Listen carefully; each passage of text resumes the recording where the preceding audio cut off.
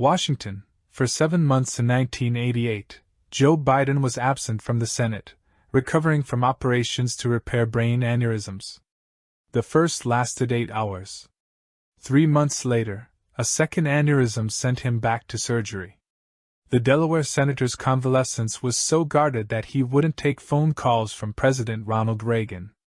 Colleagues feared that even if he recovered, he wouldn't be the same, according to a Biden memoir in Delaware Today. Press scrutiny was respectful and scarce. But when the gregarious Biden returned to the Senate, it was pretty much business as usual. The Washington Post reported he came buoyantly back into his senatorial duties yesterday, greeted at almost every turn by reunions, tributes, and the other rites by which the Senate tribe honors the return of a fallen warrior. Fast forward to 2023.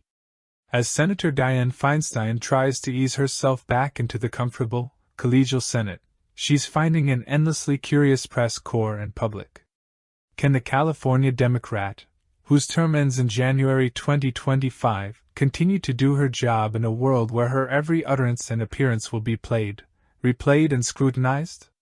How long will Californians tolerate an ailing, frail senator they remember as the dynamic, savvy San Francisco mayor who became a Washington power broker for a generation?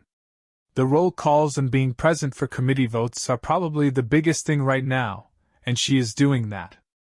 There are other representational activities that she is not doing that could mean it is a bit harder to represent the needs of all Californians, said Christian Grosz, academic director of the University of Southern California Schwarzenegger Institute.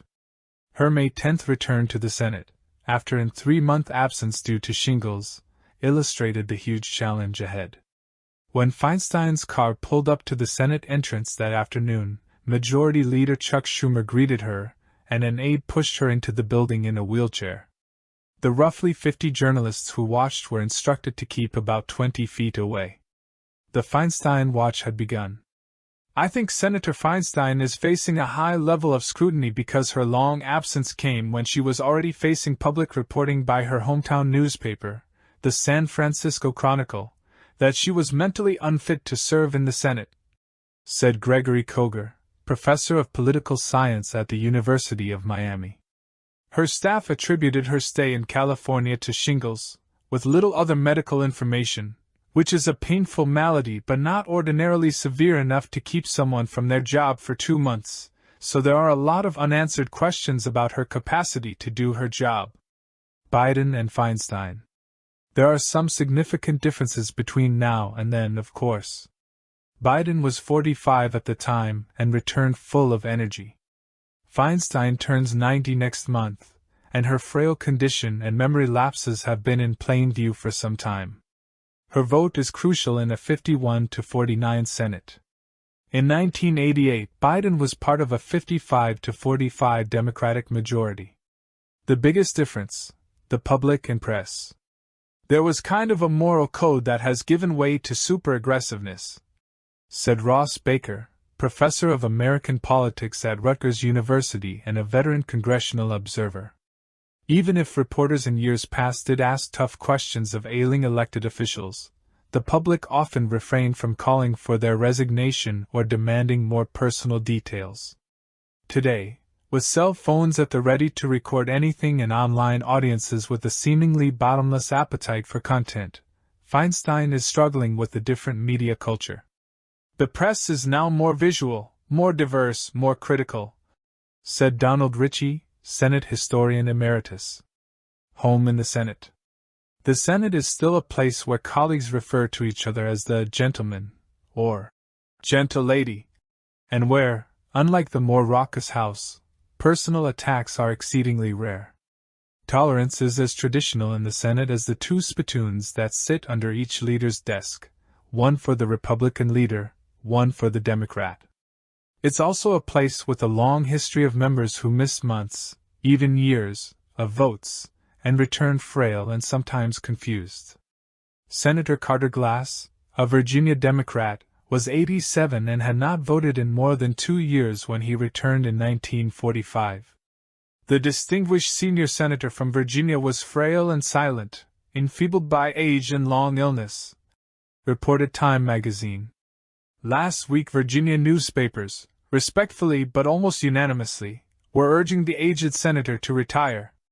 Time found that. This week, reporters heard that the question of resignation had been put up to him. The man Franklin Roosevelt once called an unreconstructed rebel gave his answer: no.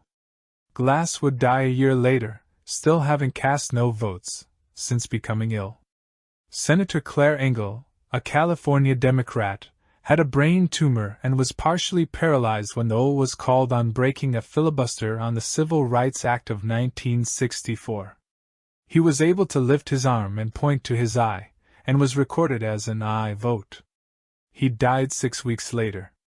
In 2001, Senator Strom Thurmond was 98 when he fainted on the Senate floor. Senator Bill Frist, a cardiac surgeon, and others attended to the South Carolina Republican, and he was taken to a hospital. Thurmond was released the next day.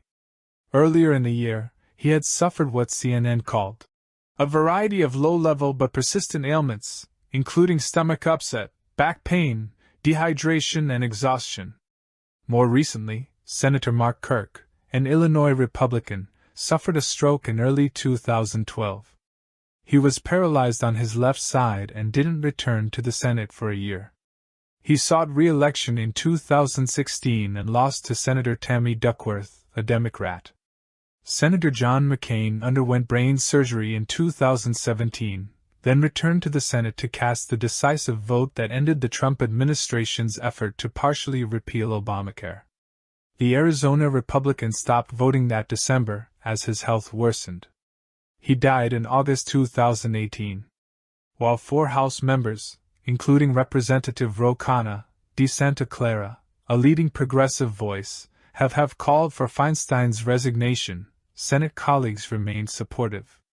Even in a polarized political environment, the Senate remains a collegial institution, Ritchie said. Feinstein in the 2020s.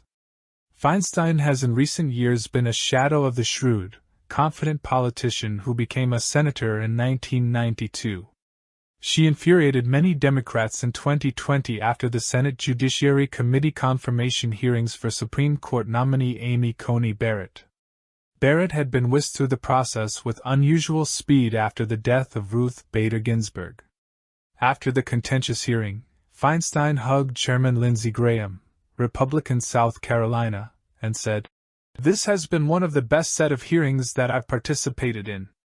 With the urging of party Senate leaders, who were concerned not only about the criticism but her ability to lead the committee, Feinstein stepped down from her post as the committee's top Democrat. 3 years later, she declined to become Senate President pro tem, a largely ceremonial position that would put her third in line for the presidency. But Feinstein still holds powerful positions on the Judiciary Committee and the Appropriations Committee, where key spending decisions are made. And she is still the senior senator representing the state with the world's 4th largest economy and roughly 10% of the nation's population. When she came back to the Senate May 10th, someone shouted a question asking her how she felt. "Much better," she said, barely audible. She didn't speak to the media, instead issuing a detailed statement saying she would pursue a lighter schedule. That means she will participate in floor votes and committee work, depending on what's on the schedule. She declined an interview request with the B. Democrats control 51 seats. In the Senate Judiciary Committee, Democrats have 11 members to the Republicans' 10, which means in her absence, it's more difficult to move Biden's judicial nominations to full Senate consideration. She attended the committee meeting last week, arriving late but in time to cast a vote sending 3 of the controversial judges to the floor. The Senate has voted 14 times since she returned. She missed 1 on May 10th and 3 on Wednesday. All the votes, since her return, have been non-controversial, usually involving judicial nominations or executive appointments. Though she has been in a wheelchair, Feinstein walked while on the Senate floor. She had been diagnosed with shingles on February 26, was hospitalized until March 7, but is still feeling temporary side effects, including vision and balance impairments. Even a somewhat limited Feinstein is important, said USC's Groves. Feinstein being back in the work and casting votes on the Judiciary Committee for judges and engaging in these and other roll calls is a key part of representing her constituents, he said. So her being back to work, even with a light schedule, is representing a large group of her constituents. And constituent service continues, because, Groves said, as most senators rely on their staff to do this work, so I think that can still be done too. What's unknown is how much Feinstein can engage with those constituents. That means finding out what is on the mind of Californians, and it may be more challenging for Senator Feinstein to do this kind of work at this time, Groves said.